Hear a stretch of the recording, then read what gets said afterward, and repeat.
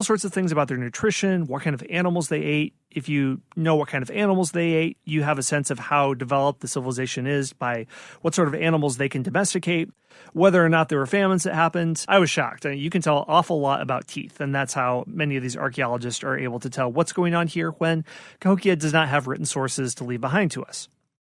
One archaeologist, John Kelly, said that Cahokia could have been like a Garden of Eden, in the sense at least of the abundance of crops and food that was available there. Around 1000 AD, Cahokia underwent a population explosion. There was corn, but also amaranth, canary grass, and other starchy seeds. Preserved seeds of these species have been found in excavations in Cahokia. People were able to farm without the wheel or draft animals, but despite not having these implements, corn production soared, and there were surpluses found in communal granaries on the mounds. For the first time in North America, you have the food and the crops that can sustain large settlements and proto-cities. So, what would have happened next if this development of a society built on corn and beans and squash had been left alone and there'd been nothing outside that would have affected it from the outside world for maybe 1,000 or 2,000 years? Or what if the cultivation of these crop strains that were able to survive in the United States had come up north 1,000 or 2,000 years earlier? What would have happened? Well, there's a lot of reason to think that you would have an advanced civilization, at least similar to Mesoamerica, or maybe even more advanced, for reasons I'll get into in a second, where you'd have cities, armies, written languages, empires, tax collection, the whole works, that could have developed in the United States. The reason why I think, at least, this civilization could have been even more developed than anything in Mesoamerica has to do with geography. The U.S. has vast, flat, fertile farmland with enormous navigable river systems and consistent and predictable precipitation that's perfect for domesticated crops. The crops that came up north from Mexico had a more difficult time growing down there. The weather is warmer, yes, but Mexico is more mountainous and it has small rivers, and the Yucatan Peninsula is fairly infertile due to the thin tropical soil there. The lack of decent rivers and the erratic dry wet seasons make agriculture hard. This is part of the reason why Maya civilization collapsed around 900. In contrast, the United States more closely resembles Europe, India, and China, regions that were able to sustain highly advanced civilizations for thousands of years because, for not much more reason than they're flat, they have enormous river systems that made trade much easier, and they have soils and climate that are reliable and predictable. This gave Europe, India, and China a good 5,000 to 10,000 years head start against North America. Hey everyone, Scott here. We're going to take a very short break for a word from our sponsors. It's only around 1100 AD that the US finally got the chance to begin to build up a civilization with an agricultural base once domesticated crops could be grown. This possibility only lasted about 300 years because once Europeans arrived in mainland North America, the most cataclysmic thing that ever happened to Indian society occurred in 1500s, and that was the spread of smallpox, against which the native peoples had no natural resistance, and civilization completely collapsed, where in many places 90% of the population dies. I did an episode once on how much of a civilization needs to die before you see it collapse, and there's no clear answer, but what you can say is that when, say, 30% of a civilization dies, as in the case of the Black Plague in Europe, that causes massive reform, society is fundamentally altered, and it doesn't go back to what it was before. That's why many people think that the Renaissance occurred in Europe because of this. However, when you have 90% of a civilization die, that leads to total collapse. Rebuilding is something that doesn't happen in a generation. It takes several generations, even centuries. And by that time, American Indians are dealing with colonial Europe, and they're not able to rebuild into anything that could meet them on the footing that they would have had they would have had a resistance to smallpox and been able to maintain their civilizations and their populations. So all that to say, with the arrival of Europe, this cut short the complex cultures that were just then developing on the backs of these newly domesticated crops that could withstand the long winters in North America. Now, I want to take one more further segue before we get back to Mississippian culture and the Cahokians, and that has to do with environmental history, specifically looking at how the environment shapes civilization and how it shapes the development of civilizations. I mentioned earlier that the real estate on the Mississippi Basin was prime, and you couldn't help but be able to develop a civilization there. I want to explore this idea a little bit further, because some have called the United States the inevitable empire, that this is some of the best geographic real estate on planet Earth, and anyone who's able to fully exploit it for all it's worth can't help but become a great power. So I want to give a little bit more to this what-if argument that if Cahokia had developed a larger agricultural base, then it was on the cusp of building up into a massive civilization, arguably much more advanced than anything in Mesoamerica, and that would have led to a very different first encounter between the Old World and the New World. Here's what the Greater Mississippi Basin is. It, along with the Intracoastal Waterway, has more miles of navigable internal waterways than the rest of the world combined. The Midwest of the United States has this waterway and is also the world's largest continuous piece of farmland. Don't believe me? Drive through Iowa, and between towns it's nothing but farm after farm after farm after farm. The Atlantic coast possesses more major ports than the rest of the Western Hemisphere combined. 2 oceans insulate the United States from Asia and Europe.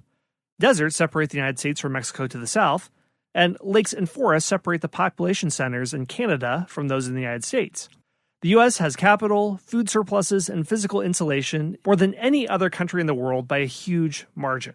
So the United States became powerful to a large extent because of where they live. And there's a whole article series in the Stratford Journal called The Geopolitics of the United States, and part 1 is called The Inevitable Empire, that charts America's rise in global politics and its eventual domination, and credits it to geography, so you can read that if you're interested to dive into this further. But one of the big ideas is that the most distinctive and important feature of North America is the river network in the middle third of the continent.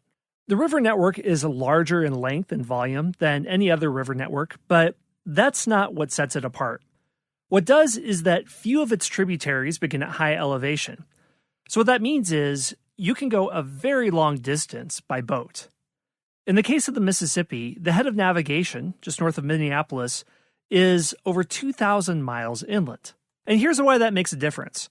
I did an episode where somebody asked me, why didn't Africa develop economically, the continent of Africa, in the same way as Eurasia did? And I point out that Africa has geographical disadvantages. It doesn't have water ports that make it easy for shipping. There are a lot of waterfalls that make it impossible to travel a long distance by ship, and any places where you can, like the Nile, you do have large civilizations. And of course, this problem isn't isolated to Africa. In Siberia, there are many waterways that are frozen. So getting crops from Siberia in the taiga and going to Russia or China or elsewhere is really impossible because it's so difficult to transport them over long distances.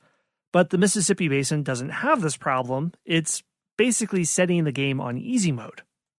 And the big factor is that you have these waterways, but you're able to transport crops because North America's arable lands are overlaid by these waterways. Normally, agricultural areas as large as the Midwest are underutilized because the cost of shipping their output to more densely populated regions cuts into the economics of agriculture. Until the very modern period, it wasn't worth it to ship anything over long distance, except by ship, unless you're talking about a luxury item. Even today, with motorized vehicles and shipping, it's still much cheaper to send things by ship. And going back to the Eurasian steppe example, even in modern times, crops from Russia and Kazakhstan and other places occasionally rot before they can reach market. You have to construct massive artificial transport networks and maintain them in order for the land to reach its full potential. But you don't have to do that in the case of the Greater Mississippi Basin. Most of the prime agricultural lands are within 100 to 150 miles of a stretch of navigable river. You still need roads and rail lines for collection, but the river ports that seem to be everywhere allow for the entirety of the Mississippi Basin's farmers to easily and cheaply ship their products to markets in North America and all over the world. So Midwesterners are connected to the global economy very soon in the 19th century after that area is developed and farms spring up everywhere.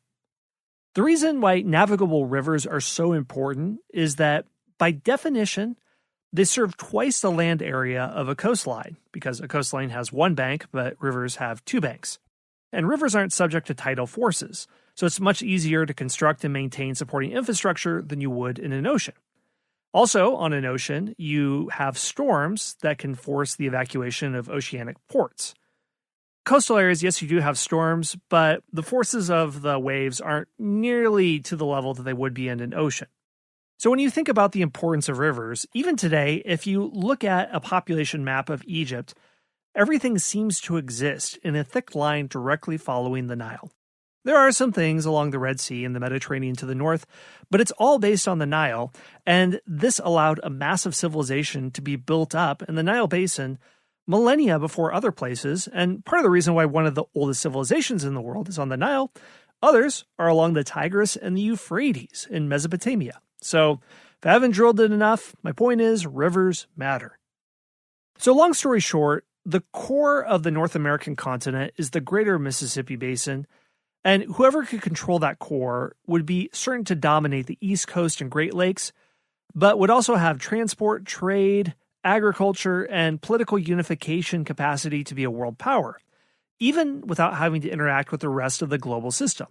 The only reason it didn't happen earlier in North America is because there weren't the crops to grow on that land. Now, let's get back to Cahokia. We described what it was, but we didn't really describe what it was for. It's not immediately obvious what Cahokia was for, and for that reason, there were theories that we think are incorrect today about what Cahokia was, and I mentioned the theory in the 19th century that a more advanced civilization built it and left. That's not true, but it's taken a long time to get any sort of consensus on what Cahokia was, and archaeologists still don't agree. Cahokia is something that for a long time archaeologists and anthropologists thought didn't exist or shouldn't exist.